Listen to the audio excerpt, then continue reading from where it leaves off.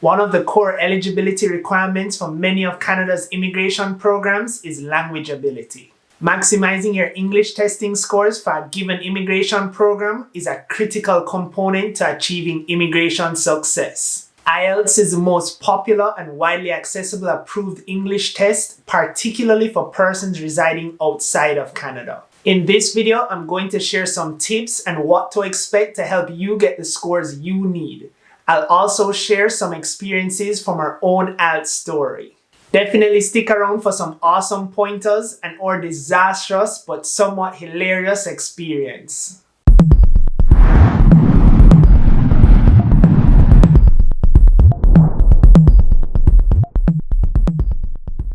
Welcome to Kenny's Concepts, where the beauty of knowledge is our passion.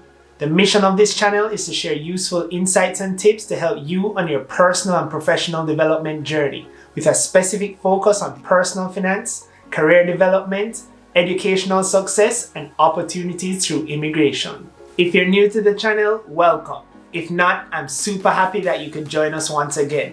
Remember to hit that subscribe button and bell notification to stay connected and know as soon as a new video is out. Also, if you like this video, show us some love and give us a thumbs up. Before we jump into the testing tips, let me tell you guys that I had to do IELTS twice, and that was largely based on what happened during the first attempt. When we took the test, we were living in Cayman, and at the time, IELTS was not offered on island. In order to do the test, we had to fly to Florida. We flew to the States for a few days, stayed with my aunt, and borrowed her son's car to drive ourselves to the testing center. And that's where the nightmare began. But on a lighter note, let me pause the story there and kick off these tips. Ideally, the benchmark that you want to reference, generally to maximize points, particularly for express entry, is getting an 8 on listening and 7 on all the other modules: reading, writing, and speaking. First, let's start with listening, which is 4 sections, 40 questions, and 30 minutes.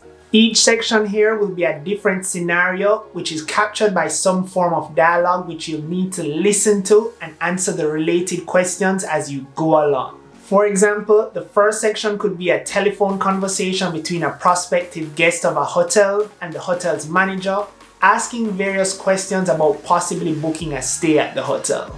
The next section could be an individual conducting the tour of a campus and showing where different things can be located, and you'll have to pinpoint these different locations via a map provided. The very important thing that you need to keep in mind during this module is that you're answering the questions while you're listening, so it's a continuous process. The tip here is that you remain as focused as possible, and remember, where applicable, the answers are being given in sequence. Therefore, be keen to listening out for the answer and know that the answer to question 1 will be followed by the answer to question 2, will be followed by the answer to question 3, and so on. As mentioned, this is the module that you need to score the highest on and can be the trickiest.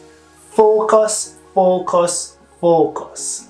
The second module we'll touch on is reading. This module is 3 sections, 40 questions, and 60 minutes. This module is effectively comprehension, with each section being on a different topic. For example, the first section could be the brochure for a theme park with written information. Another section could be an article about crabs in Mexico and how they go through their hunting and gathering process. So here, you need to read and then answer the questions. My strategy and tip here is to quickly read through all the sections to get an idea and feel for where the answers may be. Then, as you're now answering the question, if you can't recall the answer directly from memory, jump back to the section that you think you may be able to find the answer. So, back to the story for a bit. According to the GPS, China and I were staying approximately 45 minutes from the testing center. So on the day, we left out an hour and a half before the actual test time to ensure we got there on time. The problem was we didn't have access to data or GPS while we were on the road. We had saved the directions prior to leaving out, and that's what we were using. Of course, as I'm sure you guys have already figured out, we got lost and ended up at a school that we thought was the right location. After asking a few people, it turns out that we were not at the right location. By this time, we had approximately 20 minutes before we needed to be at the test center. But let's pause the story again here. It gets much better. The third module we'll touch on is writing. This module has 2 tasks with word limits of 150 and 250 words respectively, and a time limit of 60 minutes. The first task is usually having to write a letter around a given scenario. For example, you may be the customer of a bank that's going off on vacation and need to write to your bank manager to let them know the circumstances and provide instructions for the time that you're away.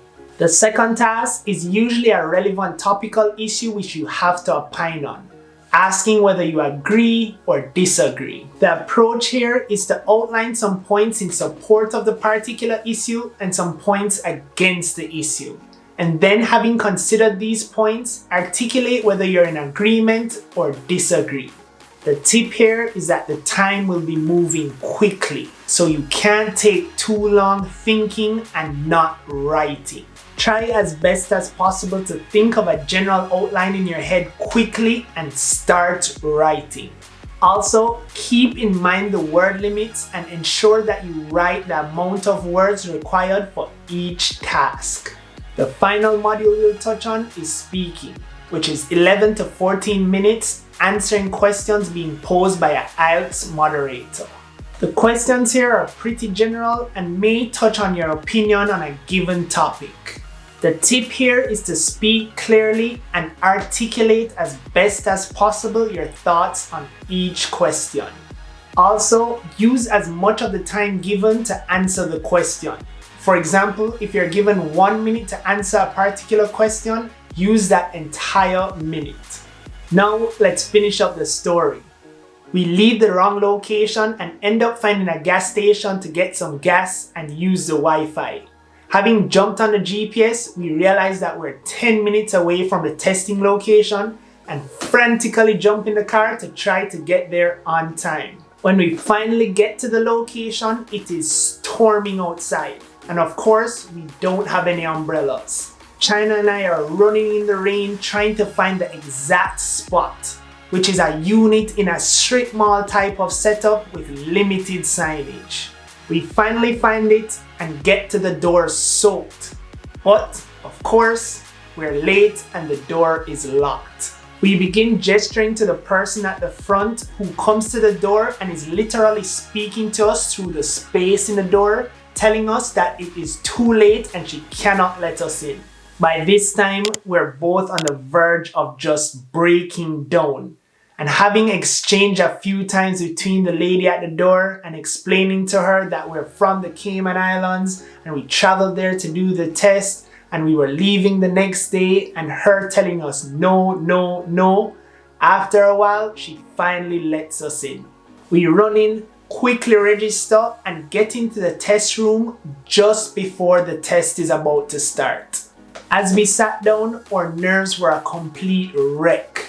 I was shaking, China was flustered, the whole lead up had us beyond overwhelmed. So happens we got through all 4 modules, but missed out on the 8 that we were aiming for listening by 0.5, and both got 7.5. Which is why I had to do the test again a few weeks later in New York. But that's a story for our next time. A big part of this channel is the achievement of success through immigration, particularly Canadian immigration. We have a whole Welcome to Canada playlist with some useful videos on transitioning to Canada. I'll link that up in the YouTube card above and be sure to check it out. In the comment section below, let us know if you've done IELTS before or plan to do it in the future. Thank you so much for watching, and don't forget to subscribe, like, and share. Until next time, stay blessed.